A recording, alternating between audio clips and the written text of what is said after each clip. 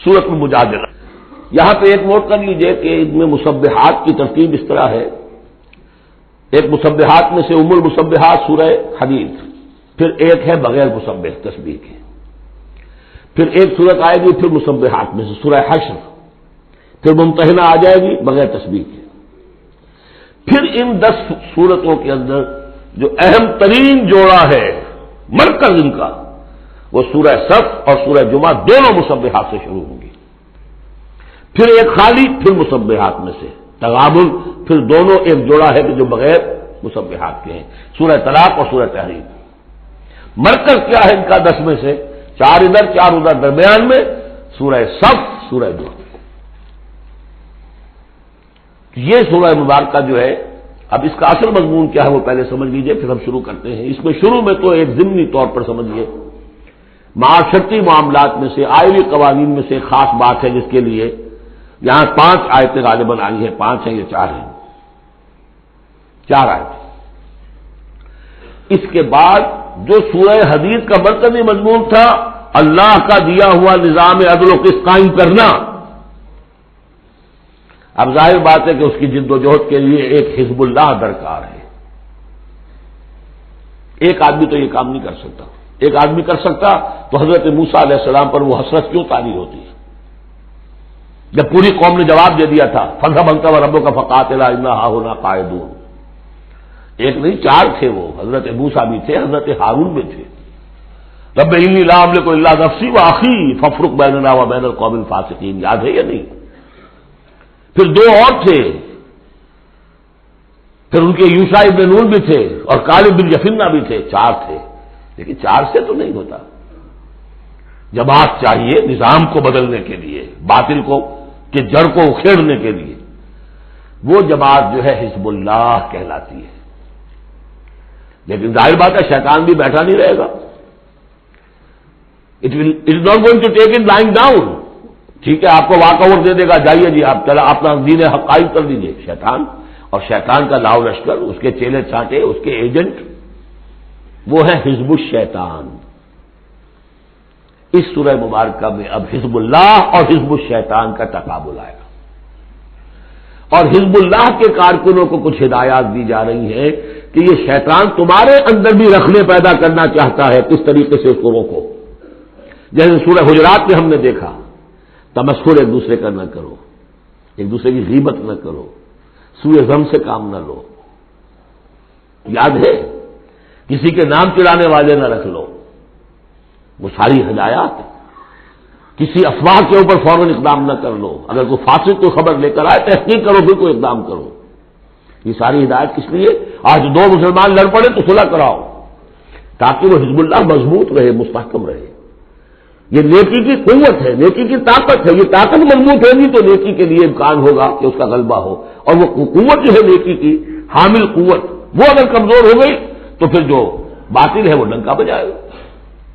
یہ ہے اس سورہ مبارکہ کا مضمون. پہلے آگے ہے ایک معاملہ خاندانی آئلی قوانین میں. بسم اللہ الرحمن الرحیم. قد سمع اللہ قول التی تجادلک فی زوجہا. یہ زہار ایک کہلاتا ہے شریعت کی روح سے، اور عرب میں یہ رواج تھا. ایک تو طلاق ہوتی ہے، شوہر نے بیوی کو طلاق دی. اب طلاق کی مختلف قسمیں ہوں گی. وہاں ہم بھی پڑھ چکے ہیں کون کون سی قسمیں ہیں. طلاق رجعی ہے، طلاق بائن ہے، طلاق مغلظ ہے، وغیرہ وغیرہ. ایک اور ان کے ہاں اس کے پیرل اور چیز تھی بالکل. بہت غصے میں آیا شوہر کہ تم تو میرے لیے میری ماں کی طرح ہو. بس ختم. اب قیامت تک وہ اس کے لیے حلال نہیں ہو سکتی. وہ اس کے لیے حلالہ بھی کوئی نہیں. طلاق مغلظ کے لیے تو پھر بھی کوئی حلالہ ہے، اس کے لیے حلالہ بھی نہیں. یا کہہ دیا ماں کی پیٹھ کی طرح ہو، ماں کے جسم کے کسی حصے سے تشبیہ دے دی. اب تو تم میرے لیے تو میری ماں کے فلاں چیز کی طرح ہو، گویا کہ اب میں تمہارے ساتھ کوئی تعلق نہیں رکھ سکتا. مستقل جدائی ہو گئی. اس کو زہار کہتے ہیں. یہ واقعہ پیش آ گیا. صحابہ میں سے ایک صاحب تھے اوس بن ثابت. انہوں نے اپنی بیوی خولہ بنت ثعلبہ کے ساتھ زہار کیا. بچے سے چھوٹے چھوٹے. وہ آئی روتی پیٹتی حضور کے پاس کہ حضور یہ کر دیا اوس نے، میں کیا کروں گی؟ اب یہ میرے چھوٹے چھوٹے بچے ہیں، یہ رل جائیں گے. حضور نے کہا میں تو میرے پاس تو کوئی ابھی قرآن میں کوئی حکم نہیں آیا ہے، میں کیا بتاؤں تمہیں؟ جب تک کہ قرآن کی طرف سے وحی نہ آئے میں کچھ نہیں بتا سکتا۔ وہ چیخ رہی ہے، حضور سوچیے تو صحیح میں کروں کیا، کہاں جاؤں، ان بچوں کو لے کر کہاں جاؤں میں، یہ ہلاک ہو جائیں گے بچے۔ اور پھر کبھی کہے اے اللہ بھیج جلدی سے کوئی میرے لیے راستہ بھیج۔ اس کیفیت میں پھر یہ وحی نازل ہوئی۔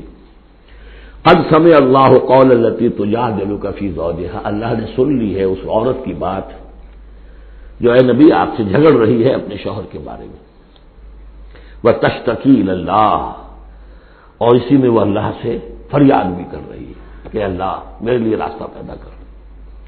واللہ یسمع تحاورکما، اور اللہ سن رہا تھا اے نبی آپ کے اور اس کے مابین جو گفتگو ہو رہی تھی، جو کنورسیشن ہو رہی تھی۔ واللہ یسمع تحاورکما ان اللہ سمیع بصیر، اللہ سمیع ہے، سب کچھ سننے والا، بصیر ہے، سب کچھ دیکھنے والا۔ لہذا اب اس خولہ بنت ثعلبہ کی اس فریاد پر اللہ تعالیٰ کی طرف سے رحمت کا دریا جوش میں آیا، مستقل قانون کی حیثیت سے قانون شریعت میں یہ چیز شامل کر دی گئی۔ الذین یظاہرون منکم من نسائہم، اے مسلمانوں تم میں سے جو لوگ اپنی بیویوں کو اپنی ماں کہہ بیٹھے، ماں ہن امہاتہم، وہ ان کی مائیں تو نہیں بن جاتی کہہ دینے سے، جیسے کسی کو بیٹا کہنے سے بیٹا تو نہیں بن جائے گا، وہ منہ بولے بیٹے کی کوئی حیثیت نہیں، اسی طرح یہ ماں کہہ دینا اسے کوئی معنی نہیں۔ ان امہاتہم الا اللہ ولدنہم، ان کی مائیں تو وہی ہیں جنہوں نے انہیں جنا ہے۔ وانہم لیقولون منکرا من القول والزورا، یقیناً جو بات کہہ رہے ہیں وہ جھوٹی ہے اور بہت ناپسندیدہ بات ہے۔ وَإِنَّ اللَّهَ لَعَفُوٌّ غَفُورٌ، اللہ تعالیٰ عفو ہے، معاف فرمانے والا ہے اور غفور ہے، بخشنے والا ہے۔ چونکہ ابھی تک یہ رواج تھا، چل رہا تھا، لہذا اگر اور سے یہ بات ہو گئی ہے تو اللہ معاف کرے گا انہیں، اور جس سے بھی ہوئی ہے اس وقت اللہ معاف کرے گا، لیکن اب جو ہے قانون آ رہا ہے۔ وَالَّذِينَ يُظَاهِرُونَ مِن نِّسَائِهِمْ ثُمَّ يَعُودُونَ لِمَا قَالُوا، وہ لوگ کہ جو اپنی بیویوں کو اپنی ماں سے یا اپنی ماں کے جسم کے کسی حصے سے تشبیہ دے بیٹھے اور پھر وہ لوٹنا چاہیں، اعادہ کرنا چاہیں لما قالوا، جس بات کو انہوں نے کہا تھا اسے واپس آنا چاہیں، فَتَحْرِيرُ رَقَبَةٍ مِّن قَبْلِ أَن يَتَمَاسَّا، تو ایک غلام کو آزاد کرنا ہوگا اس سے پہلے کہ وہ آپس میں ایک دوسرے کو مس کریں۔